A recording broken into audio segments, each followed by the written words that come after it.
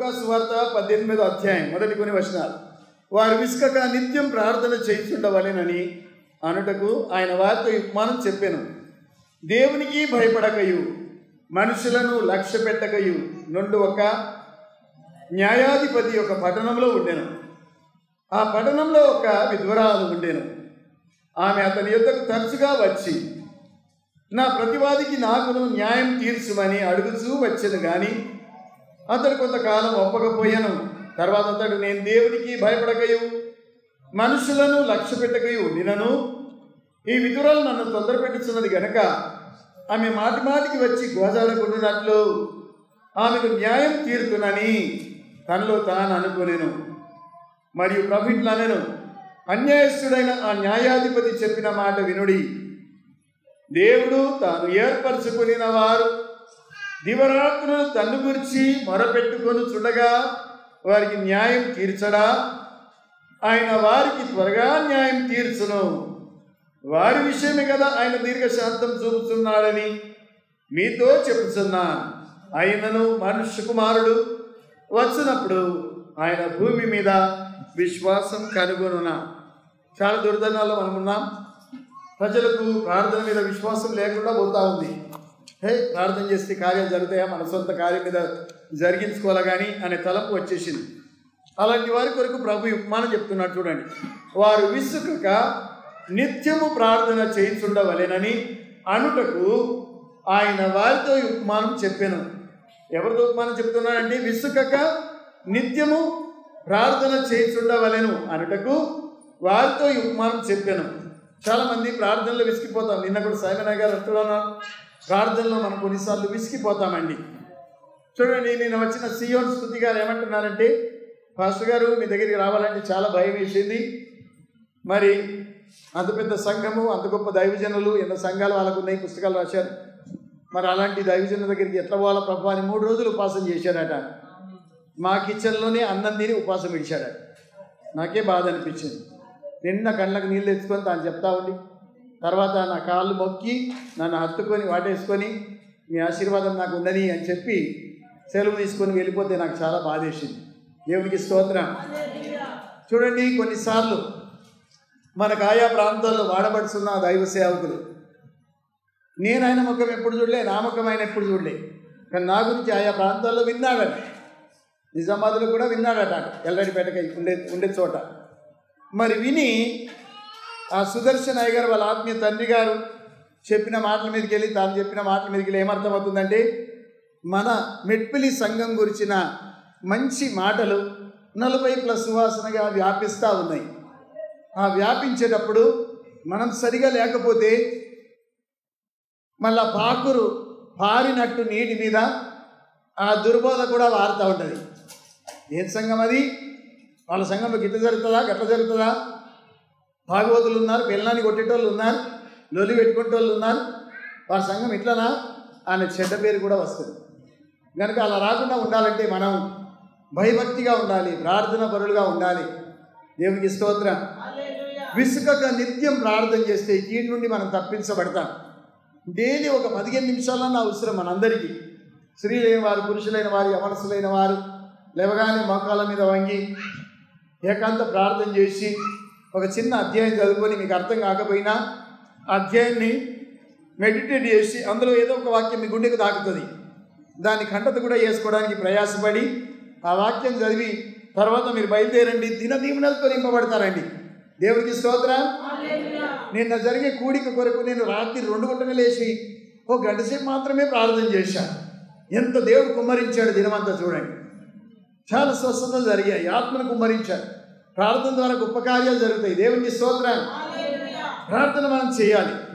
నిత్యం విసుకక ప్రార్థన చేయాలంటే ఒక ఉపమానం ప్రభు చెప్తా ఉన్నాడు. చాలామంది కథల ద్వారా ప్రభు ఎన్నో మార్లు మనకు ఉపమానాల ద్వారా కొన్ని మంచి గూఢమైన సంగతులు అర్థమయ్యేటట్టు చెప్తా ఉంటారు. ఏమని చెప్తుండే ఒక చిన్న కథ ఉపమానంలో, దేవునికి భయపడకయు మనుషులను కూడా లక్ష్య పెట్టని వాడు ఒక న్యాయాధిపతిగా ఉన్నాడట ఒక పట్టణంలో. న్యాయాధిపతి అంటే లాయర్, వకీల్. మనకెవరైనా న్యాయాధిపతి ఉన్నారా? పరలోకమందు ఉత్తరవాది. జ్ఞాపకం ఉందా మీకు? 1 యోహాను పత్రిక 2వ అధ్యాయం 2వ వచనంలో ఏముంటుంది? మనకు ఒక న్యాయాధిపతి ఉన్నారు, మన ఉత్తరవాది. ఆయన మన పక్షంగా విజ్ఞాపన చేస్తూ ఉంటాడు, మన కోసం ప్రార్థన చేస్తూ ఉంటాడు. కనుక మనకు కూడా ఒక వకీలు ఉన్నందుకు దేవునికి స్తోత్రం చెప్దాం. హల్లెలూయా. ఎవరా వకీలు? యేసయ్య మన వకీల్. దేవునికి స్తోత్రం. సైతాను ఎన్నో మార్లు వచ్చి తీర్పు తీర్చండి, ఆయన తప్పు చేశాడు, ఫలాని పొరపాటు నేను చూస్తున్నాను ఆయనలో అని నిలబడతాడట. మహాయాజకుడైన యెహోషువ గారికి మలిన వస్త్రం ధరించుకొని ఉంటా చూచాడట. ఎవరు? అపవాది. జకర్యా గ్రంథంలో రాయబడి ఉంటుంది. ఆయన ఒక మహాయాజకుడు. మహాయాజకుడు వేసుకునే వస్త్రాలు ఆయనకు లేవు ఆ సమయంలో. ఆయన ఎలాంటి మలిన వస్త్రం వేసుకొని ఉన్నాడు అంటే ఏదో పాపాలు జరిగి రక్షణ పోగొట్టుకొని మురికైన వస్త్రాలు, రక్తంలో ఒత్తుకొనని వస్త్రాలు ధరించుకొని ఉన్న ఈ యెహోషువ గారికి విరోధంగా సాతానుగాడు లేచి ఫిర్యాదు చేస్తూ ఉన్నాడు. తీర్పు తీర్చండి అని చెప్పి ఏదో ఆయన మీద ఫిర్యాదు చేస్తూ ఉన్నాడు. చూడండి, జకర్యా గ్రంథం 3వ అధ్యాయం మొదటి కొన్ని వచనాలు. మరి యెహోవా దూత ఎదుట ప్రధాన యాజకుడైన యెహోషువ నిలబడుటయు సాతాను ఫిర్యాదు అయి అతని కుడిపార్శ్వమున నిలబడుట అతడు నాకు కనపరిచెను. సాతాను, యెహోవా నిన్ను గద్దించును, యెరూషలేమును కోరుకుని యెహోవా నిన్ను గద్దించును, అతడు అగ్నిలో నుండి తీయబడిన కొరివి వలె ఉన్నాడు కదా అని యెహోవా దూత సాతానుతో అనెను. అప్పుడు ఏం జరిగింది చూడండి, 3వ వచనం. యెహోషువ మలిన వస్త్రములు ధరించిన వాడై దూత సముఖంలో నిలబడుచుండగా దూత దగ్గర నిల్చున్న వారిని పిలిచి ఇతని మైల బట్టలు తీసివేయుడి అని ఆజ్ఞాపించి, నేను నీ దోషమును పరిహరించి ప్రశస్తమైన వస్త్రములతో నిన్ను అలంకరించుచున్నానని సెలవిచ్చెను. దేవునికి స్తోత్రం. సైతానుగాడు కూడా వకీలే. వాడు మన పక్షంగా ఫిర్యాదు చేస్తూ ఉంటాడు. మనకున్న వ్యక్తి కూడా వకీలే. ఆయన కూడా మన కొరకు విజ్ఞాపన చేస్తూ ఉంటాడు. అయితే సాతాను దూత గద్దిస్తూ ఉన్నాడు. దూత సాతానుతో కొట్లాడడానికి దేవుడు సెలవియ్యలే. సాతాను గద్దించి యెహోవా నిన్ను గద్దించును గాక అని గద్దించాడు. గద్దించిన వెంటనే దేవుడేమని ఆజ్ఞాపించాడు? మలిన వస్త్రాలు తీసేయండి. ఆయన ఏ బట్టలు తీసుకురండి? ప్రశస్తమైన వస్త్రాలు తెచ్చి ఆయనకు తొడిగించండి. ఈ సందర్భం బట్టి మీకు గుర్తుకొస్తుందా? ఎవరికన్నా ప్రశస్త వస్త్రాలు, ఉంగరం, జోడ్లు తొడిగించినట్టు జ్ఞాపకం వస్తుందా? తప్పైన కుమారుడు తిరిగి వచ్చినప్పుడు తండ్రి ఏం చేశాడు? ఆ మురికి బట్టలు చూసి, ఆ గోర్లు చూసి, ఆ గడ్డం చూసి, ఆ చిక్కిపోయిన ఎంటికలు చూసి ఏమన్నాడు? ఈయనకు ప్రశస్తమైన బట్టలు తొడిగించండి, జోడ్లు తొడిగించండి, ఉంగరము తొడిగించండి అన్నాడు. మన ప్రభు కూడా మనల్ని ఏం చేశాడు చెప్పండి? ప్రశస్తమైన వస్త్రాలు ధరింపజేశాడు. దేవునికి స్తోత్రం. ఉంగరం ధరింపజేశాడు, అధికారం ఇచ్చాడు, జోడ్లు తొడిగించాడు. మనం ఎన్నో పాపాలు చేసిన వారము, మన ద్వారా ఎన్నో తప్పులు జరిగాయి, దోషాలు జరిగాయి. అవన్నిటినీ ప్రభు తొలగించి మనకు ప్రశస్తమైన వస్త్రాలు ఇచ్చి మనకు సాతాను చేసి ఫిర్యాదంతా కూడా కొట్టివేశాడు. సిలువలో కొట్టివేసి దేవుడు నూతనమైన వస్త్రాలు, మనకు రక్షణ వస్త్రాలు, స్తుతి వస్త్రాలు, తెల్లని వస్త్రాలు, ఇంకా చెప్పండి, పెళ్లి వస్త్రాలు, ఉల్లాస వస్త్రాలు, నీతి వస్త్రాలు, ఇలాంటివి మనకు ధరింపజేశాడు. దేవునికి స్తోత్రం చెప్దామా? హల్లెలూయా, హల్లెలూయా. మళ్ళీ ప్రభు ఏమని హెచ్చరించాడు? వీటి మీద ఏ మరక రాకుండా చూసుకున్నా. ఒకవేళ మనం తప్పుడు పనులు జరిగిస్తూ ఉంటే మరక వస్తుందా రాదా? మీరే పని. బట్టలు మురికైపోతాయి, బట్టలు చిరిగిపోతాయి. సైతాను కొరప్రాణంతో కొట్టి దోసుకున్నదేంటి? బంగారం కాదు, డబ్బు కాదు, వెండి కాదు. ఏం దోసుకున్నది మీరే పని. ఎరికో పట్టణానికి వెళ్ళే మనిషిది డబ్బు దోసుకున్నదా, బంగారమా? ఏం దోసుకున్నది? బట్టలే. సైతానికి బట్టల విలువ తెలుసు, మనకున్న బట్టలు. చూడండి, యోసేపు గారికి వాళ్ళ తండ్రి ఏం చేశాడు? రంగురంగుల అంగి కుట్టించాడు. మిగతాలందరికీ ఒక రకమైన బట్టలు తెస్తే యోసేపు మాత్రం ఎంత ప్రేమనో రంగురంగుల వస్త్రం తొడిగిస్తే అన్నలందరూ ఆయన మీద ఏం చేశారు? పగబట్టి వాళ్ళు దోసుకునేది ఇప్పుడు జ్ఞాపకం చేసుకోండి. బాగా కొట్టి అంగి లాగేసుకొని ఒక మేకను చంపి దాని రక్తంలో ముంచి, ముసలోడా ఇదిగో ఇది మరి నీ కొడుకుదేనా చూసుకో, మన తమ్ముందేనా అంటలేరు, నీ కొడుకుదేనా చూసుకో అంటే ఎంత ఈర్ష్య నిండి ఉందో చూడండి. అసంటి వ్యక్తిని దేవుడు ఏం చేశాడు?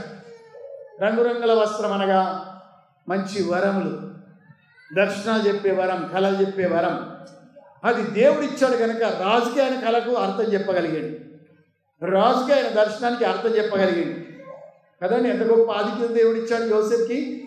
మన వస్తువులను కూడా సాతాను దోసుకోవడానికి ప్రయాసపడతారు. మనం నిత్యం ప్రార్థనలో ఉండాలి. దేవునికి భయపడనోడు ఉన్నాడట. మనుషులను కూడా లక్ష్య పెట్టని వ్యక్తి ఉన్నాడు ఒక పట్టణంలో. మళ్ళా ఆ వ్యక్తి ఎటువంటి వాడు? ఒక లాయర్. దిమ్మిని దిమ్మియస్ ఆయన ఎవరికి భయపడడం లేదు. పోలీసులకు కూడా భయపడడం లేదు, ఎమ్మెల్యేలకు భయపడడం లేదు, ఎంపీకి భయపడడం లేదు. గవర్నర్ అంటే లక్ష్య చేయాలి, మనుషులనే లక్ష్య పెట్టాడు. ఆయనకు వకీల్ పాయింట్లు బాగా తెలుసు, ఎవరిని ఎట్లా ఇరికియాలో లోపల. కొంతమంది ఉంటారు కదా అలాంటి వారు, అవన్నీ తెలిసిన వాళ్ళు.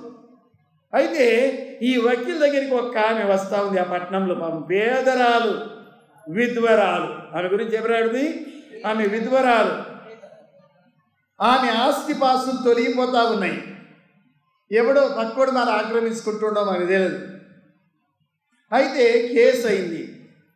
ఆ కేసు ఒక దగ్గర వాళ్ళు పెట్టుకున్నారు. డబ్బు ఉన్నోడైతే కేసు గెలుస్తాడు, డబ్బు తినబెట్టి. ఈమె దగ్గర డబ్బు లేదు, కానీ ఈమెకు దేవుడు ఉన్నాడు. ఈమె పదే పదే మనుషులను లక్ష్య పెట్టని వకీల్ దగ్గరికి వెళ్ళి అడుగుతా ఉంది. 3వ వచనంలో ఆమె అతని యొద్దకు తరచుగా వచ్చి, ఒకసారి కాదు, 2 సార్లు కాదు, 3 సార్లు కాదు, తరచుగా వచ్చిందట. తరచుగా వచ్చి ఏమంటుంది? నా ప్రతివాదికి నాకును న్యాయం తీర్చమని అడుగుచూ వచ్చేది, కానీ అతడు కొంతకాలం ఒప్పకపోయాను. తర్వాత అతడు నేను దేవునికి భయపడకయు మనుషులను లక్ష్య పెట్టకయు ఉండినను ఈ విధవరాలు నన్ను ఏం చేస్తుంది చెప్పండి? తొందర పెడుతుంది. మనం కూడా దేవుని ఏం చేయాలా? తొందర పెట్టాలా. పాస్టర్లను ఏం చేయాలా?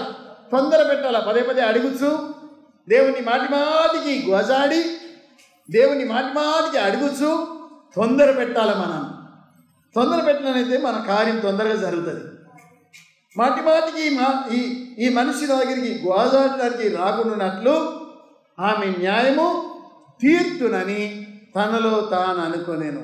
చూడండి ఎలాంటి మార్పు వచ్చింది. ఊరికి గోజాడుతూ ఉంటుంది, పదే పదే అడుగుతూ ఉంటే మార్పు వచ్చేసింది. ఆయన ఏమనుకున్నాడు? ఈమె పొద్దున్న లేస్తే బ్రష్ చేసుకోగానే వచ్చి మొగండి నిలబడుతుంది, దయ్యం వచ్చినట్టు. ఈమె న్యాయం తీర్చి అర్ధరాత్రి వేళ వచ్చి నిలబడుతుంది.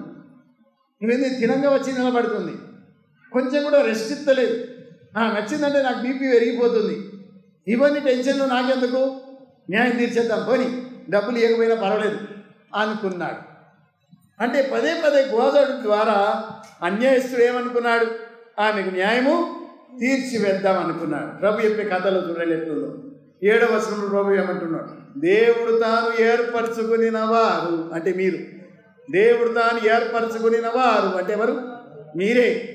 దేవుడు తాను ఏర్పరచుకునిన వారు దివారాత్రులు తన్ను గురించి మొరపెట్టుకొని చూడగా వారికి న్యాయం తీర్చాడా? నువ్వు ఒక భూమి విషయం అడుగుతున్నావు ఎన్నో రోజుల నుండి, దేవుడు ఎత్తడం లేదా? పెళ్లి కోసం అడుగుతున్నావు, పిల్లల కోసం అడుగుతున్నావు, ఇల్లు కోసం అడుగుతున్నావు, ఉద్యోగం కోసం అడుగుతున్నావు, చదువు కోసం అడుగుతున్నావు.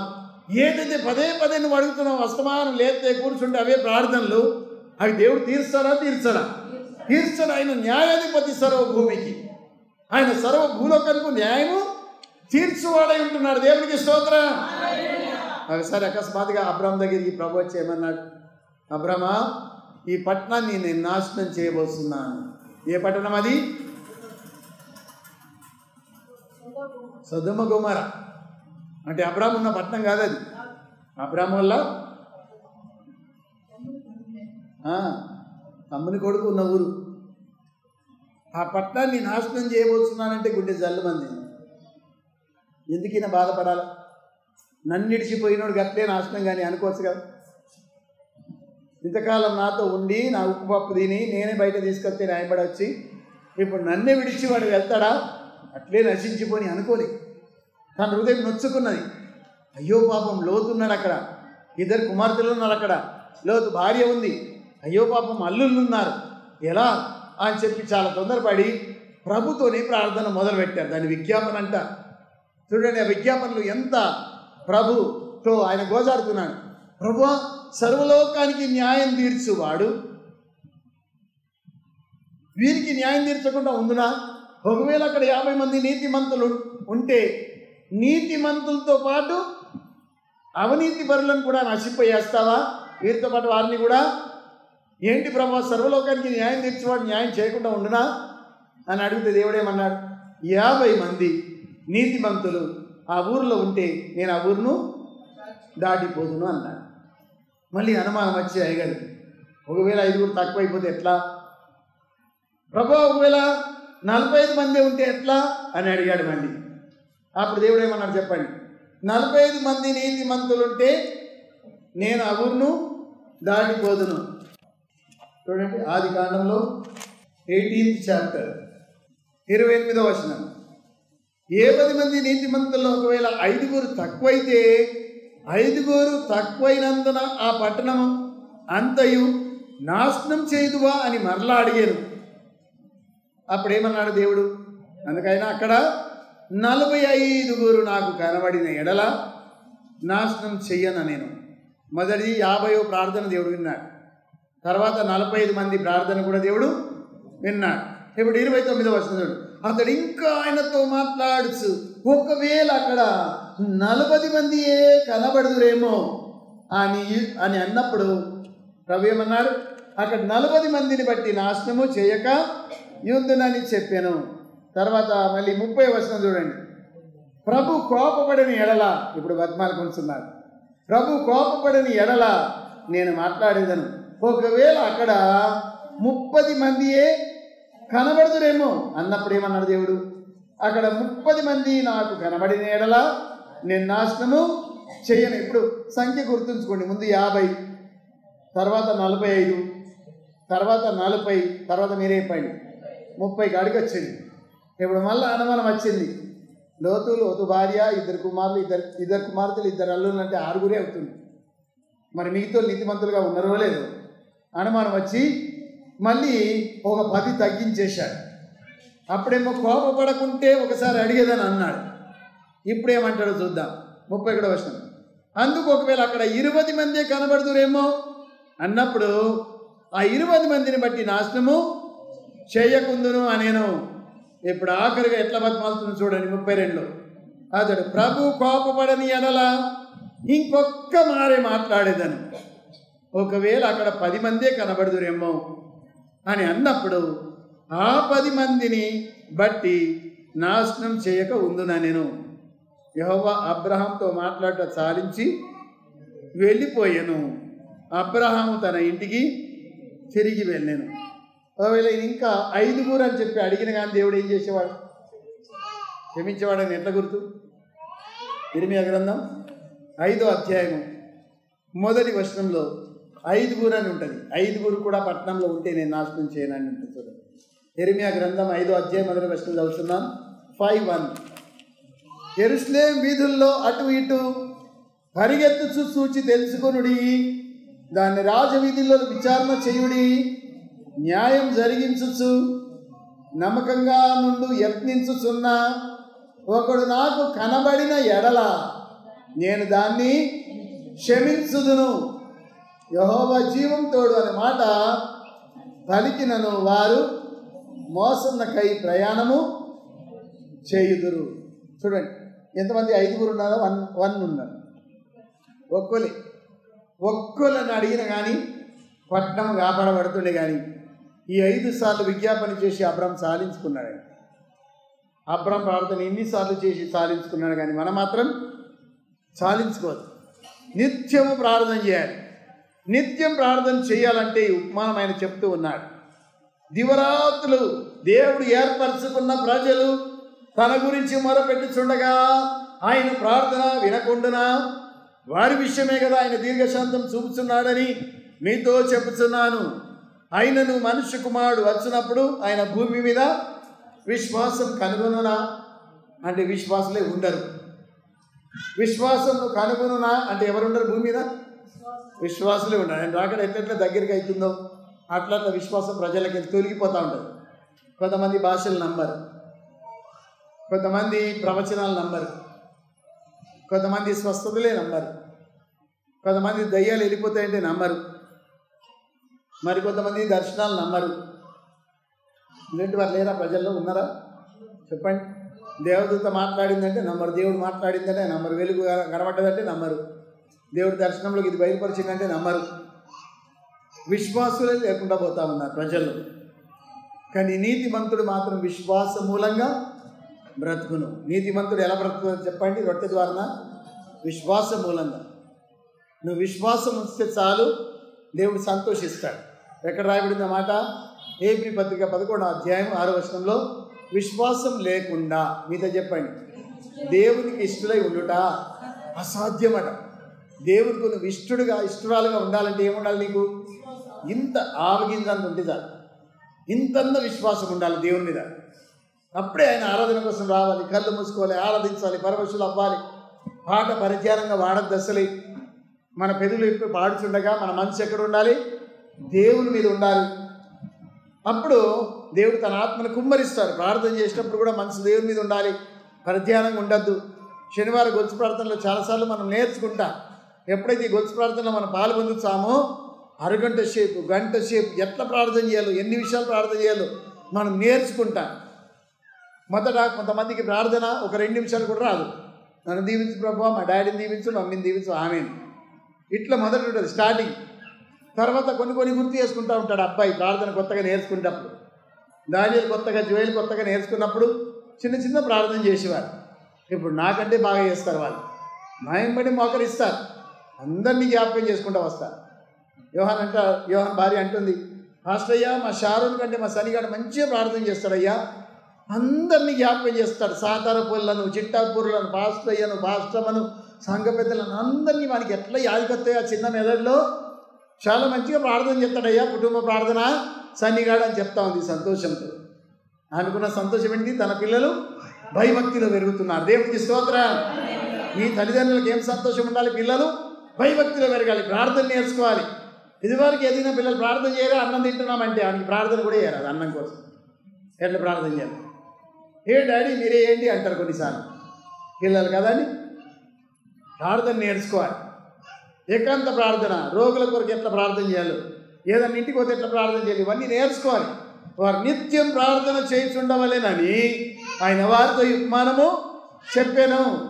నేను పొద్దున్న లేవగానే పాస్టమ్మ గారు చిట్టిదాన్ని లేపి తొడ మీద కూర్చొని పెట్టుకుని 2 చేతులు చిట్టి చేతులు జోడించి నాకు చేసి ప్రేయింగ్ అని చెప్పి ఇక ప్రార్థన మొదలు పెడితే, thank you lord for this day, bless me అనేదో చిన్న ప్రార్థన, ఒక ముక్కని ఆమేన్ అంటారు. అది కూడా దేవునికి స్తోత్రం, హల్లెలూయా. తర్వాత మా ప్రార్థన చేసుకుంటా. కనుక పొద్దున్న లేవగానే చిన్న పిల్లలకు కూడా ప్రార్థన నేర్పించాలి. అన్నం తినేటప్పుడు కూడా వారి చేతులు జోడించి ప్రార్థన నేర్పించాలి. వారి కొరకు మీరు ఏకాంతంగా మీ చేయి ఉంచి గొలుసు ప్రార్థనలో పాల్పొందించినప్పుడు చిన్నపిల్లలు పాల దగ్గర పిల్లల్ని ముంగటిని పడుండ పెట్టుకొని వారి మీద ఒక చేయి ఉంచి వారి కొరకు, మీ సంసారం కొరకు, మీ పిల్లల కోసం, భర్త కోసం, అందరి కోసం ప్రార్థన చేయాలని. అలా ప్రార్థన చేస్తే వాళ్ళు చాలా గొప్పలు అవుతారు. దేవునికి స్తోత్రం, హల్లెలూయా. ప్రార్థన బీజం పిల్లలు మనం నింపిన వాళ్ళం కావాలి. ప్రార్థన మీద వాళ్ళకి నమ్మకం ఉండాలి. దేవుని దగ్గరికి వచ్చేవారు ఏమని నమ్మాలి? ఆయన ఉన్నాడనియు తనని వెతుకు వారికి ఫలము దయచేవాడనియు నమ్మవలెను కదా. ఇప్పుడు ఈ తరం దాటిపోయిన తర్వాత వచ్చే తరంలో యవనస్తులకు ప్రార్థన జీవితమే లేని తరం పుట్టిందనుకో, సమాజానికి వాళ్ళు ఆశీర్వాదకరంగా ఉంటారా, కీడుగా ఉంటారా? అమ్మో, ఉత్త దురదపుండులాగా ఉంటారండి. ఏ మనిషిని పోయి తాకుతారో వాళ్ళకు కూడా ఈ దురద అంతినట్టే. గోకి గోకి గోకి సగం అవుతారు. ఆడు గోకుడే, ఈడు గోకుడే. వీళ్ళు ఎంతమంది తాకుతారో వాళ్ళందరూ గోకున్నాడు. కొరుకుడు కుండలాగా వ్యాపిస్తాడు అది ప్రార్థన జీవితం లేకపోతే.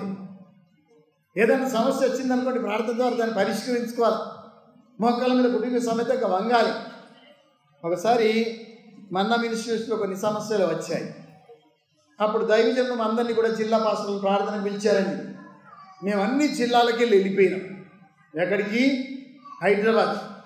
అప్పుడు అయ్యగారి కుమారుడు సుదర్శన్ జ్యోతి గారు కూడా మా మధ్యలో ఉన్నారు. దినమంతా ప్రార్థన చేయించాడండి.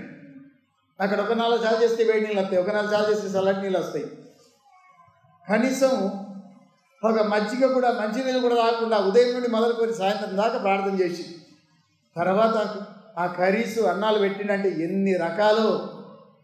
నేను ఎప్పుడు కూడా లైఫ్లో బెండకాయ మాంసం తినలే, అది ఎట్లుండదు. ఆంధ్రోళ్ళు ఇవన్నీ చేస్తారు. రకరకాల పచ్చళ్ళు, రకరకాల వంటలు టేబుల్ మీద అన్ని పెట్టబడి ఉంటుండగా అంత గొప్ప దైవజనులతో మేము టేబుల్ మీద కూర్చుండి ఒకే బల్ల మీద తిన్నామండి. అరుణశ్రీ గారు ఇలా పక్కకు ఉన్నారు, జ్యోతయ్య గారు ఉన్నారు, నేనున్నా. కనుక ఆ దినమందు చేసిన విజ్ఞాపన నాకు ఇదివరకు కూడా జ్ఞాపకం ఉంది. ఎంత దీవించబడ్డాను. మినిస్ట్రీ కొరకు చేశాము, పిల్లల ఆశ్రమాల కోసము, రేడియో మినిస్ట్రీ కోసం, టీవీ మినిస్ట్రీ కోసము, జిల్లా పాస్టర్ల కొరకు, వారి సమస్యల కొరకు ఆ దినమంతా ప్రార్థనలోనే ఉన్నామండి. బాంబేలో ఒకప్పటికి ఇట్లే మైసూర్ నర్సక్క కొడుకు జయరాజ్ మా దగ్గరికి వచ్చారు. మేము చిన్న గుంపుగానే ఉన్నాం. మా అక్క కొడుకులు ఇద్దరు, మేము. ఆ దినం మేము నలుగురం కలిసి చేసిన ప్రార్థన, 4-5 ఉన్నాం. ఆ ప్రార్థనలు గంటలు వెళ్ళిపోయాయండి. అప్పుడు సమోసాలు తెచ్చుకొని తిన్నాం. ఇదివరకు కూడా మరుపురాని అనుభూతిగా నా మెదడులో మిగిలిపోయింది. అది ఆనాడు పొందిన దీవెనలు. ఒకసారి ఇట్లా షట్రపాశ్వ దగ్గర భీమగల్లో సభలు జరిగాయి 20 ఏళ్ళ క్రితం. రాత్రి సభ అయిపోయింది, మేమందరం మంట చుట్టూ కూర్చున్నాం. వేడివేడి ఛాయ్ మేము యూత్సే కాసుకుంటున్నాం. అప్పుడు మేమందరం పిల్ల సేవకులం. ఆయన చెప్పినట్టు తిరుగుతుంటే ఎక్కడ పరిచయం చేయాలో అక్కడికి వెళ్ళిపోతుంటే ఆయన మాకు జిల్లా నాయకుడిగా ఉండే. ఆ సమయంలో వారికి నేను చెప్పిన కథ, ఆ మంట కాసుకుంటుండగానే ఒక మంచి కథ వారికి చెప్తే అది ఇదివరకు మర్చిపోలేరు. పాస్టర్ గారు ఫలానా అర్ధరాత్రి వేళ చెప్పిన కథ ఇదివరకు జ్ఞాపకం ఉంది అని గుర్తు చేస్తూ ఉంటారు. కొన్ని మాటలు మనం గడిపిన అనుభూతులు దేవునితో రాత్రి కూడా చేసిన ప్రార్థనలు ముద్ర గుద్దినట్టు లెక్కించబడతాయండి, ఉండిపోతాయి. మీకు ఏదైనా సమస్య వస్తే మీరు రాత్రి అంతా ఎట్లా ప్రార్థన చేసుకునేవారు? ఆ సమయంలో ఎవరు వచ్చారు? ముగ్గురు నలుగురు కూడుకొని ఎట్లా ప్రార్థన చేసుకునేవారు? వీడియో చేస్తున్న మీరు ఒక చిన్న గుంపుగా మారి ఎలా మీరు గోచాడేవారు? సమస్య కొరకు ఎట్లా దేవుడు జవాబు ఇచ్చాడు? అది ముద్ర గుద్దినట్టు ఉండిపోతుంది. వారు నిత్యము ప్రార్థన చేయించుండవలెనని వారితో ఆయన ఈ ఉపమానం చెప్పాను. దేవుడికి స్తోత్రం, హల్లెలూయా. మొన్న చనిపోయిన జోషువా డానియల్ గారి తాతగారు కూడా సేవకుడే, తండ్రి గారు కూడా సేవకుడే. ఆయన కూడా గొప్ప సేవ చేసి నిద్రించాడు. జోషువా డానియల్ మీరు ఎంతమంది విన్నారు? ఆయన ప్రసంగం చేయగా విన్నారా? పండు ముసలయ్య పెద్ద సంఘం చెన్నైలో ఇట్లా తలుపుకుండా చెప్తాడు చూడండి, ఎట్లుప్పుకుండా చెప్తాడు. ఆయన మరణించాడు మనం, కానీ గొప్ప సేవ చేసి వెళ్ళిపోయారు. 3 తరాల నుండి వాళ్ళు సేవ చేస్తున్నారు. వాళ్ళ బిడ్డలు మంచి ఇంగ్లీష్ పాటలు పాడతారండి స్టేజ్ మీద. దేవునికి స్తోత్రాలు. నాకు నిన్న తలపు వచ్చింది, మన కోయట చిన్న ఆడపిల్లలందరినీ తీసుకొని వారికి ఒక చిన్న ఇంగ్లీష్ పాట నేర్పితే బాగుంటుంది. మరి మంచిగా జెండవదనం కోసం పాడగలుగుతారు కదా అని పదే తలపు వచ్చింది, కానీ నేర్చుకోవడానికి తీరిక లేదు. మంచి ఇంగ్లీష్ పాట, flood the nations with the spirit అని. అంటే రాష్ట్రాలన్నింటినీ కూడా, దేశాలన్నింటినీ కూడా నీ ఆత్మతో నింపివైన అర్థంతో కూడిన దేశంకు సంబంధించిన పాట సమయోచితంగా ఉండే నిన్న. Lord your light is shining అని. కనుక అది వీలుంటే నేర్చుకుందాం ముందుకు. కనుక ఇవన్నీ కూడా మనం పాటించాలండి. నిత్యము ప్రార్థన చేయాలి. మన పిల్లల్ని పట్టుకొని కుటుంబ ప్రార్థన చేసుకోవాలి, బైబిల్ చదువుకోవాలి, ఒక పాట పాడుకోవాలి. ఏ కుటుంబంలో ప్రార్థన ఉండదో దానికి పైకప్పు లేనట్టే అని చెప్పి ఒక పత్రికలు కూడా మనం చదువుకొని ఉంటున్నాం. దీవరాత్రులు పదే మనం ఏదైతే అడుగుతామో తప్పకుండా దేవుడు దయచేస్తాడని వాగ్దానం చేస్తున్నాడు. దేవుడికి స్తోత్రం. చూడండి 9వ వచనం 18వ అధ్యాయం లూకా సువార్త 18:9. తామే నీతిమంతులమని తమ్మును నమ్ముకొని ఇతరులు తృణీకరించుచు కొందరితో ఆయన ఈ ఉపమానము చెప్పెను. ప్రార్థన చేయడానికి 2 మనుషులు దేవాలయంలోనికి వెళ్ళిరి. వారిలో ఒకడు పరిసయ్యుడు, ఒకడు సుంకరి. పరిసయ్యుడు నిలబడి, దేవా, నేను చోరులైనను, అన్యాయస్తులను, వ్యభిచారులైన 2 మనుషుల వలెనైనను ఈ సుంకరు వలనైనను ఉండక నీకు కృతజ్ఞతాస్తుతులు చెల్లించుచున్నాను.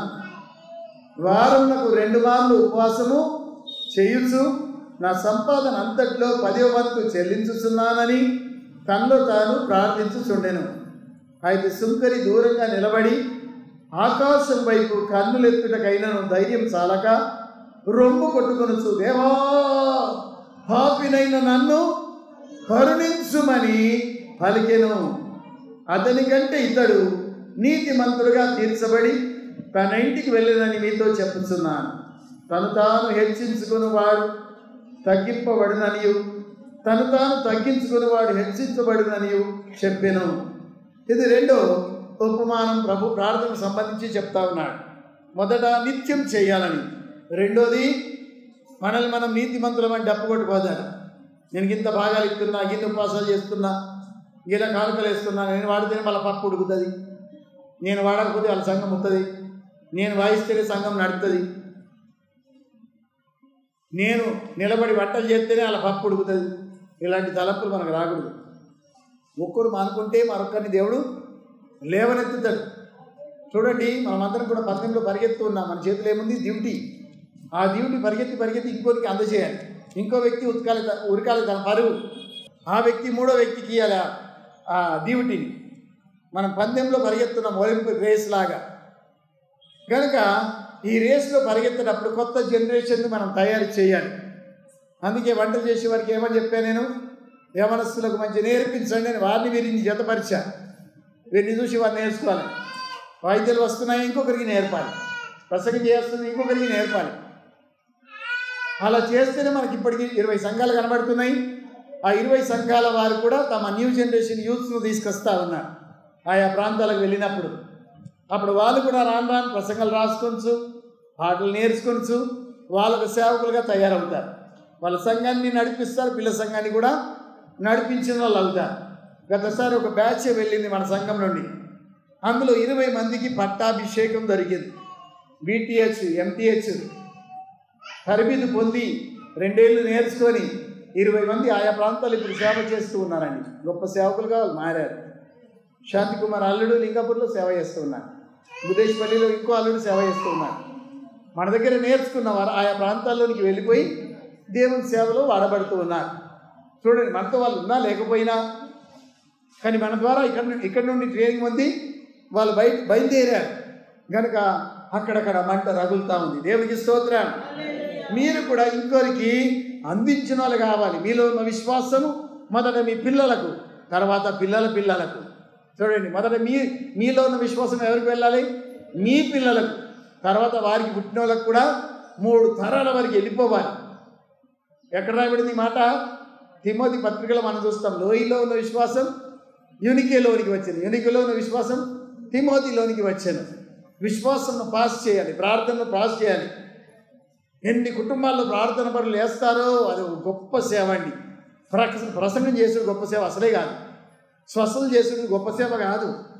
ప్రవచించుడు కూడా అంతకన్నా గొప్ప సేవ కాదు. ఏదో దర్శనాల వరం ఉన్నందుకు దర్శనాలు చూస్తున్న వాళ్ళు గొప్పలు కానీ కాదు. దేవుని దృష్టిలో ఎవరు గొప్పలు? మోకాళ్ళ మీద అంగి ప్రజల కోసం బహుగా కన్నీళ్లు కార్చువారు చాలా గొప్పవారని నేను సైమన్ సార్ చెప్తా ఉన్నారు. దేవుడికి స్తోత్రం. ఆయనకు రాత్రి దయ్యాలతో పోరాడుతూ ప్రార్థన అనుభూతులు ఆయనకున్నాయి. వాళ్ళకి ఎప్పుడు హోల్ నైట్లు జరుగుతూ ఉంటాయి. ఆ హోల్ నైట్లో ప్రత్యేకంగా దయ్యాలు పట్టిన వాళ్ళని పట్టుకొస్తారు. ఒక్కొక్క దయ్యం వెళ్ళకపోతే ఆయన రాత్రంతా దాంతో శ్రమ పడతాడు. చుట్టి మంది ఉంటారు, పండగోది నిలబెట్టేందుకు ఆ మీద చేతులు ఉంచగానే పడిపోతూ ఉంటుంది. మళ్ళీ లేపుతారు, మళ్ళీ పడిపోతూ ఉంటుంది. ఇది జరుగుతూ ఉంటుంది. అది పోయే వరకు ఆయన పట్టుబడతారు. మంచి పట్టుదల ఉంది అయ్యగారికి. దేవునికి స్తోత్రం. హల్లెలూయా. కనుక చూడండి, ఇద్దరు ప్రార్థన చేయడానికి వెళ్ళారు. ఒక ఆయన సుంకరి, రెండోదని మీరే చెప్పలేవరు. పరిసయ్యుడు. పలకండి.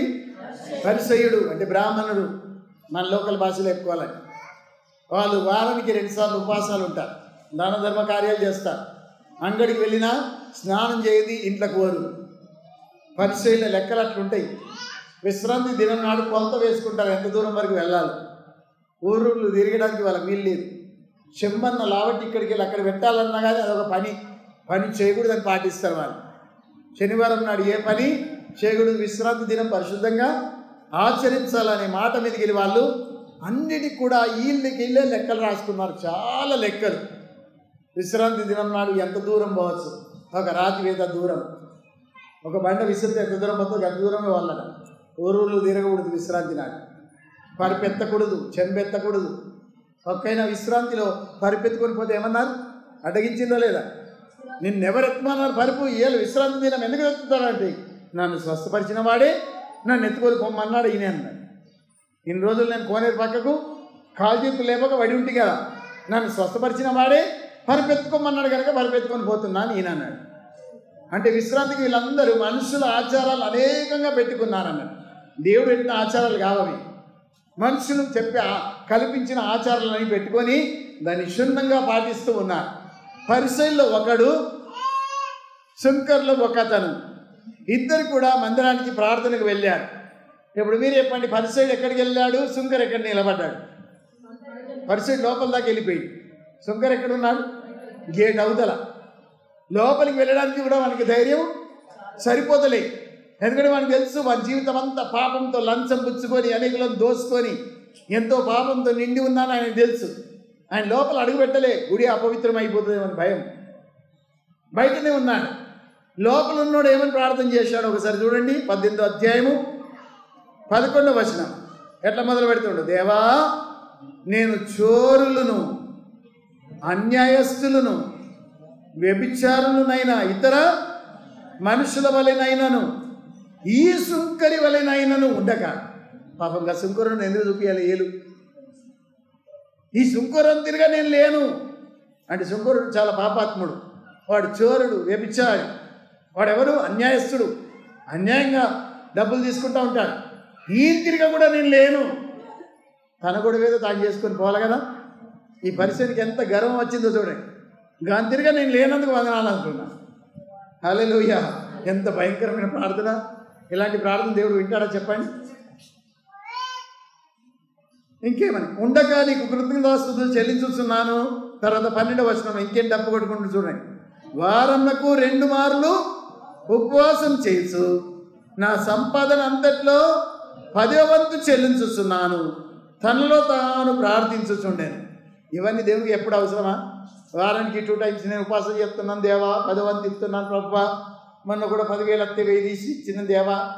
అంతకుముందు పాస్టర్ గారి కుర్చీల కోసం అడిగితే 10 కుర్చీలు దానం చేసిన దేవా, ఫ్యాన్ కూడా పెట్టించిన దేవా, పూలిపిడి వేయించిన దేవా, జాగికి ఇచ్చిన, భూమికి ఇచ్చిన, గోడలు పెట్టించిన, దర్వాజా పెట్టించి. ఎప్పుడు అవసరమా? చూడండి, దేవుడికి తెలియదు అవన్నీ మనం చేస్తున్నట్టు. మన సంఘంలో ఏదన్నా చిన్నది చేస్తే ఎవరి పేరు కూడా మనం ఎత్తమండి.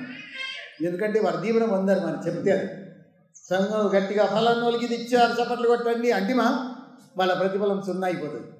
దేవుని దగ్గర వాళ్ళకి ప్రతిఫలం కావాలి, కానీ మనుషుల దగ్గర ఉండకూడదు.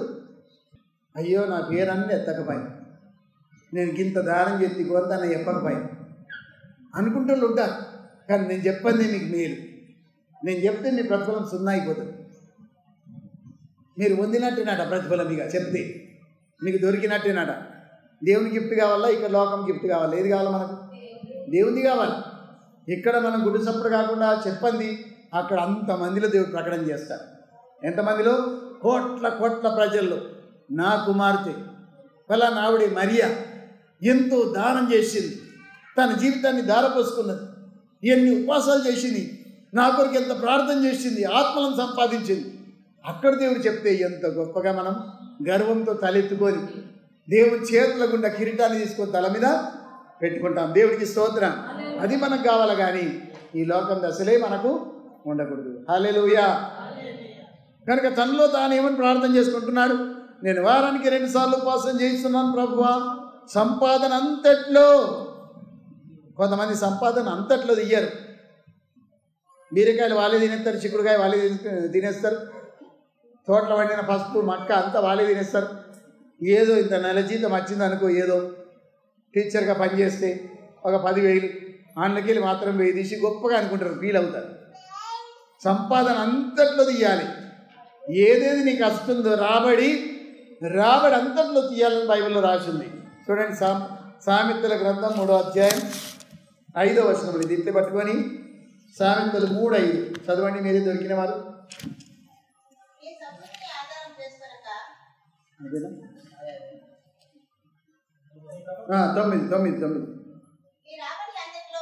చూడండి, రాబడి అంతట్లో ప్రథమ ఫలమును, చూడండి ఆస్తిలో కూడా భాగం ఇచ్చి, ఆమె దేవునికి స్తోత్రం. 10 లక్షలకు భూమి అమ్ముడు పోయింది, అందులో మాత్రం ఇచ్చేదని ధైర్యం సరిపోదు. 1,00,000 ఇవ్వాలంటే ఎవరికి ధైర్యం అవుతుందండి? ఆస్తిలో కూడా భాగం ఇవ్వాలని ఉందా లేదా బైబిల్లో? రాబడే కాకుండా ఆస్తిలో కూడా భాగం ఇచ్చి యెహోవాను ఘనపరిస్తే అప్పుడు ఏం జరుగుతుంది? 10వ వచనం, అప్పుడు నీ కోట్లలో ధాన్యము సమృద్ధిగా ఉండను, నీ గానుగలలో క్రొత్త ద్రాక్షరసం పైకి పొర్లి పారును. హల్లెలూయా! ఇక్కడ దాకా మనం ఎదగలేమండి, ఇంకా ఆస్తి దాకా. మనం ఏదో అవుట్ ఆఫ్ కెళ్ళి 20,000 వచ్చినాయంటే అందుకెళ్ళి ఇంత 2000 తీసి మొక్కు ముట్టిపోయింది అనుకునే రకాల్లో మనం ఉన్నాం. ఆస్తులు కూడా భాగం ఇచ్చే స్థితిలోకి మనం రాలి. 10 ఇండ్లు ఉన్నాయనుకోండి మనకి ఈ భూమి మీద, ఒక ఇల్లు ఎవరికి ఇచ్చేయాలి? ఎవరికి ధైర్యం సరిపోతుంది ఇల్లు ఇవ్వాలని? మామూలుగా 30-40 లక్షలు అనుకుందాం ఒక ఇల్లుకి. అలాంటి ధైర్యం మనకు సరిపోదు. ఆస్తులు కూడా భాగం ఇవ్వాలి. ఈ పరిసైడ్ ఏం చేస్తుండంటే వారానికి 2 సార్లు ఉపవాసము ప్లస్ సంపాదన అంతట్లో కూడా దేవుని భాగం దేవునికి ఇచ్చి దేవుణ్ణి ఘనపరుస్తూ ఉన్నాడు. అయినా ఏమైపోయింది? దీనత్వం లేకపోతే ఏమైపోయింది చెప్పండి? సుంకరి ప్రార్థనే వినబడ్డది, కానీ పరిసైడ్ చేసిన పనులన్నీ కూడా బూడిదలో వచ్చిన పన్నీర్ అయిపోయింది. ఉపవాసాలు వేస్ట్ అయినాయి, సంపాదనలో భాగం ఇచ్చింది వేస్ట్ అయిపోయింది. అది దేవుని దృష్టికి రాలే. ఎందుకంటే తాను గర్వపడుతున్నాడు కదా, ఫీల్ అవుతున్నాడు కదా. మళ్ళీ ఎంతమందికి చెప్పుకున్నాడు? దేవుడికి చెప్తున్నాడంటే ఇంకా మనుషులకు ఎంతమందికి చెప్పుకున్నాడు? మొన్ననే 10,000 వస్తే 1000 ఇచ్చినా నేను, నువ్వు ఇచ్చినావా అని ఎంతమందికి డబ్బు కొట్టుకున్నాడు ఆయన? అవునా కదా? చెస్లో వాడబడి మైకులు ఎవరు అనుకున్నావు? నేను తెచ్చినాయి అవి. ఎంతమందికి చెప్పుకున్నాడు ఆయన? ఆయన ప్రతిఫలం ఏం చిక్కలేదండి, వేస్ట్ అయిపోయింది జీవితం. కానీ ఆ సుంకరి చేసిన ప్రార్థన, ప్రభువా పాపినైనా నన్ను కరుణించు. ఇంకేం లేదనలా, ఇచ్చినట్లేదు, చేసినట్లేదు. పట్టి పశ్చాత్తాపం ఉంది, కన్నీళ్ళు ఉన్నాయి. అది కూడా గుడవతలు నిలబడి రొమ్ము కట్టుకుంటూ దుఃఖిస్తూ ఏడుస్తూ పాపినైనా నన్ను కరుణించు ప్రభువా అని దుఃఖించాడు కనుక ఆ ప్రార్థన దేవుడు విన్నాడు. ఇతనికంటే అతడు నీతిమంతుడిగా ఎంచబడ్డాడు. ఇతనికంటే అంటే ఎవరికంటే? పరిసరి కంటే అతడు, బ్రాహ్మణుని కంటే అతడు. చూడండి, ఈ పుణ్యాత్ముని కంటే ఆ పాపాత్ముడే నీతిమంతుడిగా ఎంచబడ్డాడు. హల్లెలూయా. అంటే మన ప్రార్థనలు ఏముండాలి? పశ్చాత్తాపం. చెప్పండి, పశ్చాత్తాపం. ప్రార్థన నిత్యం చేయాలని ఒకటి ప్రభు నేర్పాడు. రెండోది, ప్రార్థనలో పశ్చాత్తాపం ఉండాలి, కన్నీరు ఉండాలి, దీనత్వం ఉండాలి, గొప్పతనాలు ఉండకూడదు. దేవునికి స్తోత్ర. ఇతర మనుషులు వినాలని ప్రార్థన చేయకూడదు. దేవుడు వింటున్నాడని భయంతో ప్రార్థన చేయాలి. అప్పుడు మన ప్రార్థన పరలోకంలో వినబడతాయి. రండి ప్రార్థన చేసుకుందాం. తల వంచండి, కళ్ళు మూసుకోండి.